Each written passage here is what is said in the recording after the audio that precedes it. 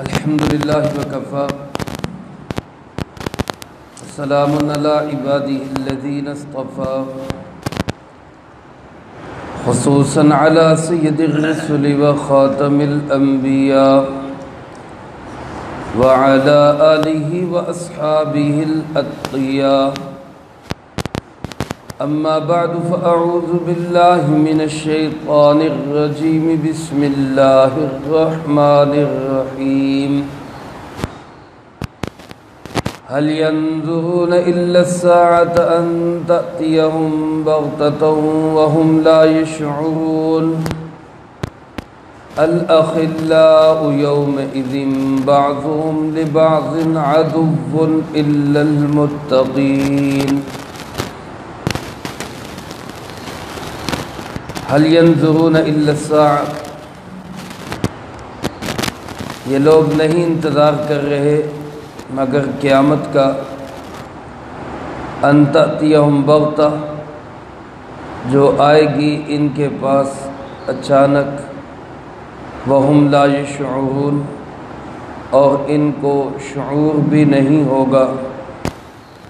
الاخلاء یومئذ، جگری دوست اس دن، بعضهم لبعض عدو، ایک دوسرے کے دشمن ہوں گے، الا المتقین، سوائے ان کے جو پرہیزگار ہوں گے.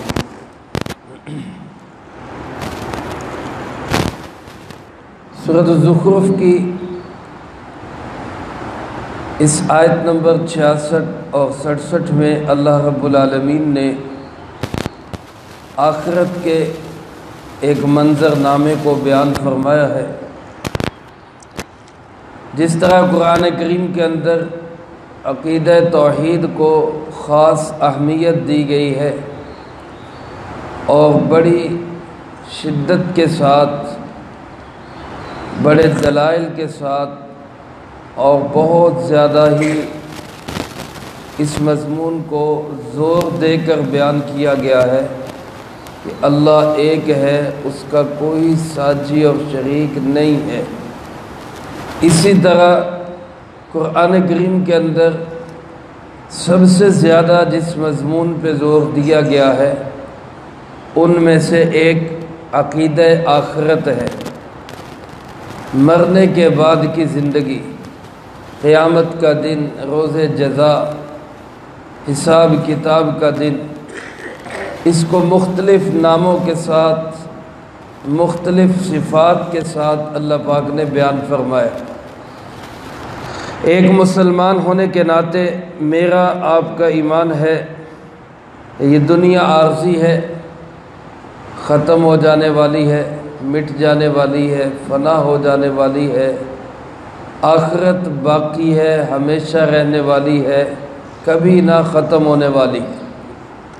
اور اس دنیا کے اندر انسان جو کر رہا ہے آخرت کے اندر اس کو اس کا حساب بھگتنا ہوگا. الدنیا مزرعۃ الآخرہ، یہ دنیا جو ہے یہ آخرت کی کھیتی ہے. دنیا کے اندر انسان جو بو رہا ہے آخرت کے اندر اس کو وہ کاٹنا ہوگا. یہ میرا آپ کا ایمان ہے، اس پہ ہم سب کو یقین بھی ہے، اس کی ہمیں تیاری بھی کرنی چاہیے. اللہ ہمیں اس کی توفیق نصیب فرمائے. پہلی آیات میں چونکہ توحید کا مضمون آیا، حضرت سیدنا عیسیٰ علیہ نبینا علیہ الصلاۃ والسلام کی 3 شانیں بیان ہوئیں. پہلی شان یہ کہ وہ اللہ کے بندے ہیں، یعنی کوئی اللہ کا حصہ نہیں ہے، اللہ کی اولاد نہیں ہے، اللہ کا ایک بندہ ہے. دوسری شان ان کی یہ بیان ہوئی کہ حضرت عیسیٰ علیہ السلام جس طرح بغیر باپ کے پیدا ہوئے اللہ کی قدرت کی نشانی ہے، اسی طرح حضرت عیسیٰ علیہ السلام کا قیامت سے پہلے دوبارہ دنیا میں آنا اور اس وقت زندہ آسمانوں پہ موجود ہونا، یہ بھی اللہ کی قدرت کی بہت بڑی نشانی. اور تیسری بات ان کے متعلق یہ بیان فرمائی گئی کہ وہ اللہ کے رسول ہیں اور انہوں نے ساری زندگی جو گزاری اس میں توحید کا ہی پرچار کیا ہے، اللہ کے ایک ہونے کو ہی بتائے.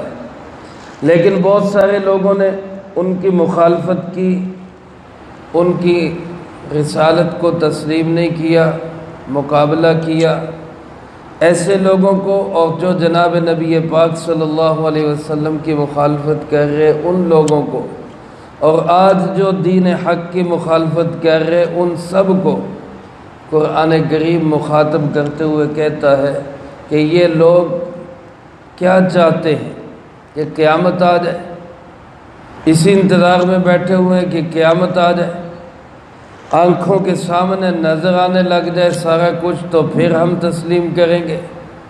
اللہ پاک فرماتے ہیں جب قیامت آئے گی تو ان تأتیہم بغتہ، وہ قیامت اچانک آئے گی، اس طرح اچانک آئے گی کہ وہم لا یشعرون، ان کو شعور بھی نہیں ہوگا، پتہ بھی نہیں چلے گا۔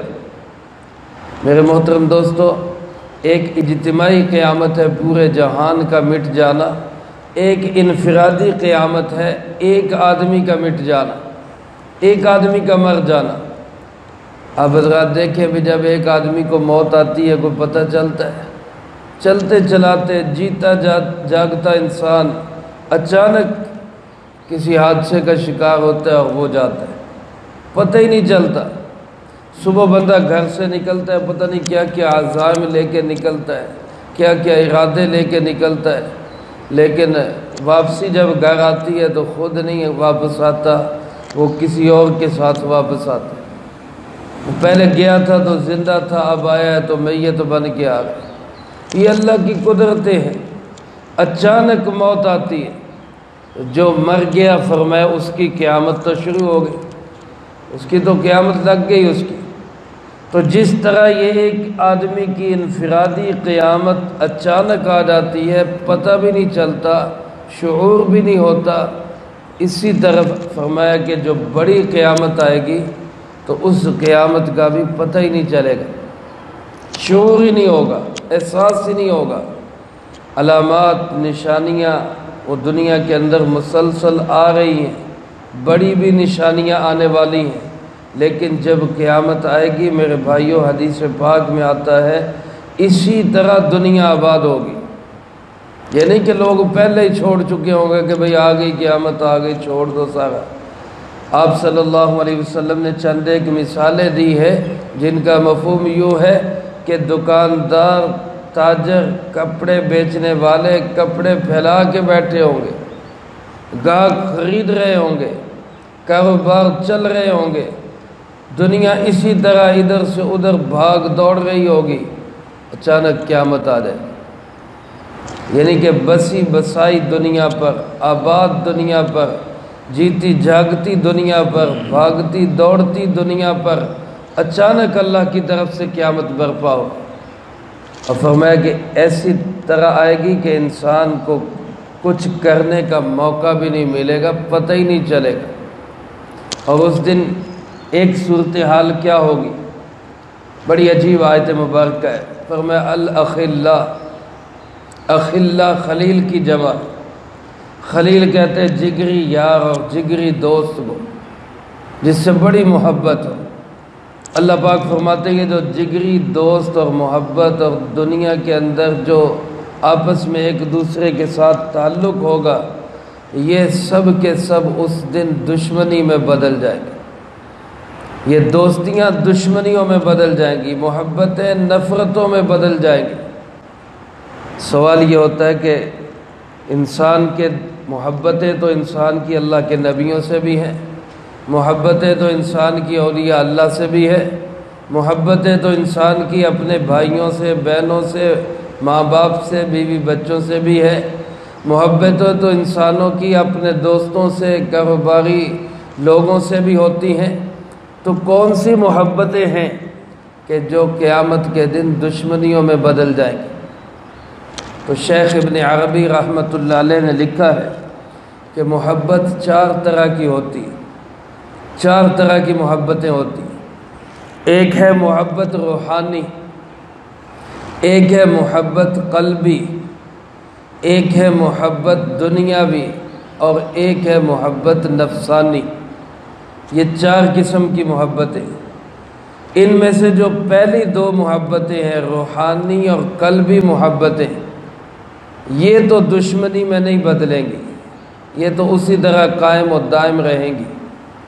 اور دوسری جو دو محبتیں ہیں، دنیاوی اور نفسانی، یہ دونوں محبتیں نفرتوں کے اندر بدل جائیں گی۔ اب ان کی مثال کیا ہے؟ روحانی محبتیں، فرمایا کہ انسان کا کسی کے ساتھ روحانی تعلق ہو۔ حدیث پاک میں آتا ہے، رسول اللہ صلی اللہ علیہ وسلم نے ارشاد فرمایا، الارواح جنود مجندہ، او کما قال علیہ الصلوۃ والسلام، روحیں آپس میں خلط ملط ہیں، روحوں کا آپس میں روحانی تعلق ہے۔ اور فرمایا جن روحوں کا عالم ارواح میں آپس میں تعلق بنا، ان روحوں کا دنیا کے اندر بھی تعلق رہے گا، وہ آپس میں ایک دوسرے کے قریب ہوگی۔ اور پھر یہی روحانی تعلق قیامت کے دن بھی اسی طرح برقرار رہے گا، وہاں بھی یہ فائدہ مند ہوگا۔ یہ روحانی محبتیں ہیں جو سچی محبتیں ہیں، جن کا فائدہ ہوگا۔ اور دوسری محبت ہے قلبی محبت۔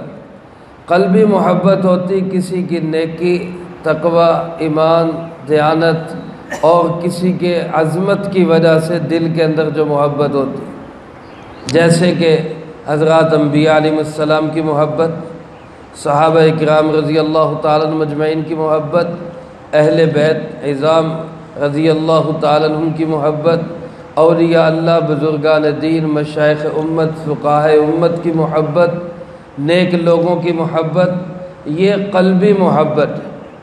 یہ محبت بھی قیامت کے دن قائم و دائم رہے گی، یہ بھی سچی محبت ہے۔ یہ دونوں محبتیں تو ہیں جس کو کہتے ہیں نا سچیاں محبتاں، وہ سچیاں محبتاں، یہ قیامت کے دن بھی قائم رہیں گی اور کام بھی آئیں گی، ایک دوسرے کے کام بھی آئیں گے۔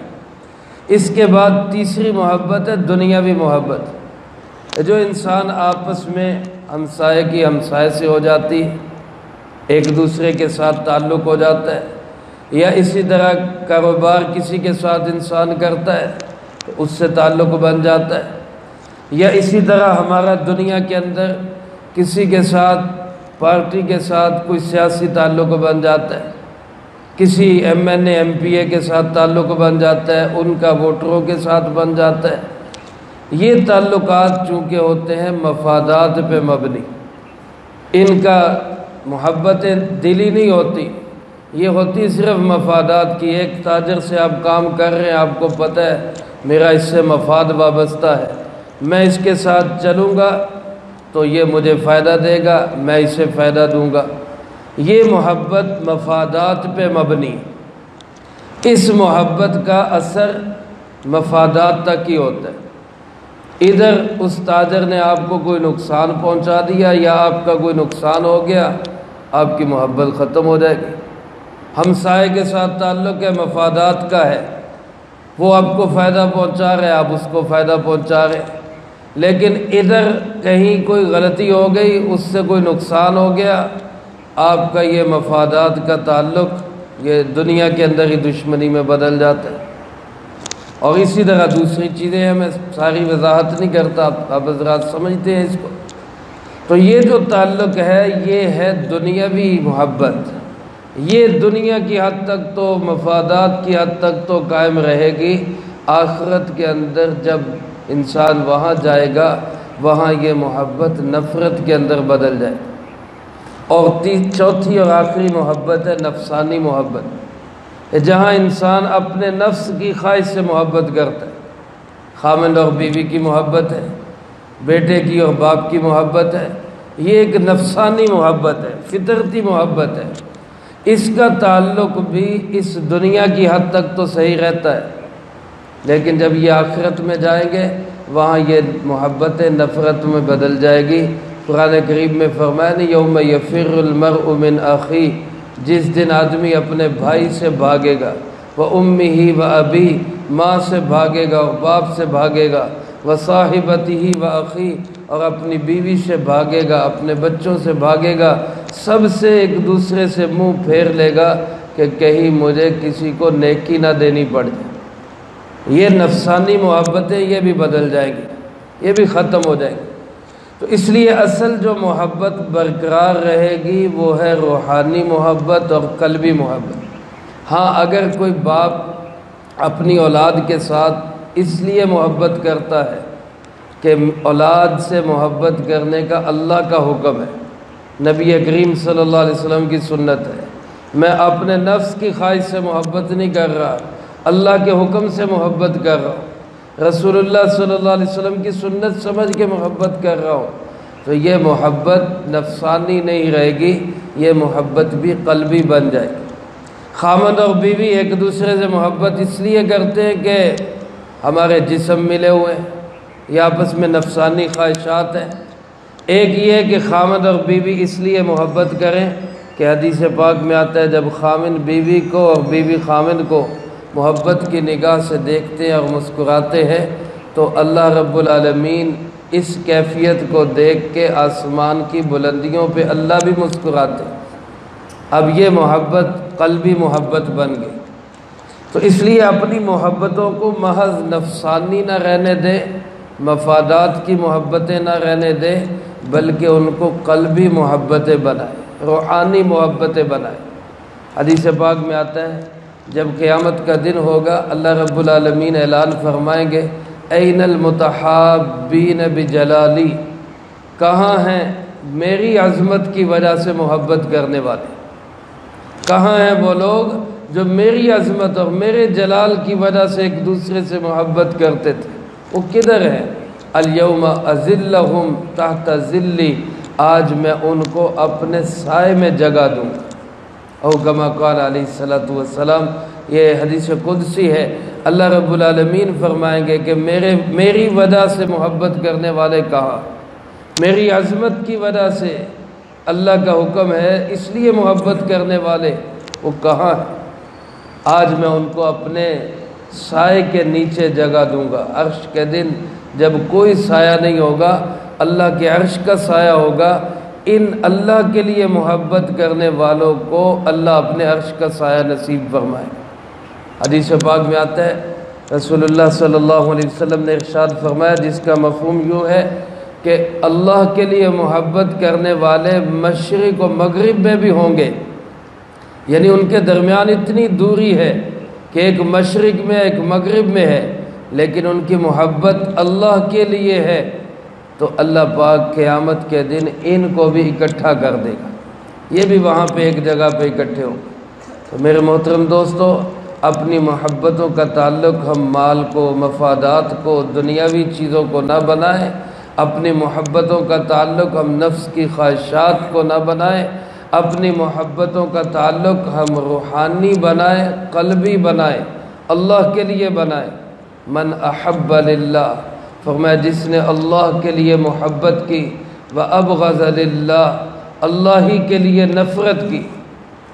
نفرت بھی ہو جاتی ہے لیکن نفرت کا تعلق بھی اپنی ذات کی وجہ سے نہ ہو، نفرت اگر کسی سے ہو تو اس لیے ہو کہ یہ دین کا مخالف ہے، یا یہ رسول اللہ صلی اللہ علیہ وسلم کا مخالف ہے، یا یہ ہمارے قرآن کا مخالف ہے، اس وجہ سے نفرت، اس لیے نہیں کہ میرا دل نہیں چاہتا جی، مجھے اچھا نہیں لگتا جی، یا میری طبیعت نہیں مانتی جی، یہ ذاتی نفرتیں۔ تو فرمایا اللہ کے لیے محبت کرے، اللہ کے لیے نفرت کرے، کسی کو کوئی چیز دے تو وہ بھی اللہ کے لیے دے، کسی کو کوئی چیز نہ دے تو وہ بھی اس لیے نہ دے کہ اللہ نے منع کیا ہے۔ فرمایا جس میں یہ چار جذبے پیدا ہو گئے فقد استکمل الایمان، اس کا ایمان مکمل ہو گیا۔ یہ کامل الایمان انسان ہے کہ اس کا ہر جذبہ، ہر فعل، اس کا تعلق محبت کا، نفرت کا، دینے کا، نہ دینے کا، یہ سب اللہ کے حکم کے ساتھ جڑے ہوئے۔ اس لیے اپنی اولادوں کے ساتھ، اپنی بیویوں کے ساتھ، بیویاں خامدوں کے ساتھ، بھائی بھائیوں کے ساتھ، ماں باپ اولاد کے ساتھ، اولاد ماں باپ کے ساتھ محبتوں کا جو تعلق ہو وہ جسمانی نہ ہو، نفسانی نہ ہو، اپنی خواہش پہ مبنی نہ ہو، بلکہ اس کو قلبی تعلق بنائے کہ اللہ کا حکم ہے، اللہ کے حکم کی وجہ سے میں اس سے محبت کر رہا ہوں۔ یہ جو محبتیں ہوں گی اور سچیاں محبتیں ہوں گی یہ محبتیں فرمایا قیامت کے دن بھی برقرار رہیں گی۔ اس کو فرمایا الا المتقین، یہ تقوی والے پرہیزگار، یہ تو وہاں بھی ایک دوسرے کے دوست ہوں گے، اور اس کے علاوہ باقی جیسی بھی محبتیں ہوں گی وہ سب آپس میں دشمنیوں میں تبدیل ہو جائے گی، نفرتوں میں تبدیل ہو جائے گی، ایک دوسرے کی کھینچا تانی شروع ہو جائے گی۔ قرآن کریم میں بتایا نہیں کہ یہ جو پیچھے چلنے والے ہوں گے، لیڈروں کے پیچھے ہاں ہاں کرنے والے، یہ قیامت کے دن اللہ سے کہیں گے انا اطعنا سادتنا وکبراءنا فاضلونا السبیل، اللہ ہم نے اپنے ان بڑوں کی، ان سرداروں کی، ان وڈیروں کی بات مانی، انہوں نے ہمیں غلط راستے پہ چلایا۔ آتihim ضعفا من العذاب، اللہ ان کو آج دگنا عذاب دے۔ یہ محبتیں ان کی، یہ تو نفرت میں بدل گئی۔ وہ خود کہیں گے یا اللہ ان کو دگنا عذاب دے، انہوں نے ہمیں بھی غلط راستے پہ چلایا۔ جو کسی سے روحانی تعلق پیدا کرے گا، عظمت شان کی وجہ سے، اللہ کی عظمت کی وجہ سے محبت رکھے گا، وہ تعلق قیامت کے دن بھی برقرار رہے گا، وہ ایک دوسرے کے کام آئیں گے۔ وہ فرمایا المرء مع من احبہ، قیامت کے دن آدمی اسی کے ساتھ ہوگا جس کے ساتھ اس نے محبت کی ہو۔ اللہ مجھے آپ کو قلبی تعلق نصیب فرمائے، ایک دوسرے کے ساتھ روحانی محبت نصیب فرمائے۔ یہ جو تعلق ہوگا یہ قیامت کے دن بھی برقرار رہے گا، ورنہ مفادات کا، نفسانیت کا تعلق، وہ محبت، وہ قیامت کے دن نفرتوں میں بدل جائے گی۔ یہ قیامت کا خوفناک منظر ہوگا کہ آپس میں انتہائی قریب رہنے والے، محبتوں کے دعوے کرنے والے بھی ایک دوسرے سے بھاگیں گے۔ اللہ مجھے آپ کو سب کو اس دن اپنی عظمت اور اپنی شان اور اپنی بزرگی کی قدر کرنے کی توفیق نصیب فرمائے، اور اپنے عرش کا سایہ نصیب فرمائے۔ جو کہا سنا اس کو زندگی میں لا کے دوسروں تک پہنچانے کی توفیق عطا فرمائے۔ اللہم انت السلام ومنک السلام، تبارکت ربنا وتعالیت یا ذا الجلال والاکرام۔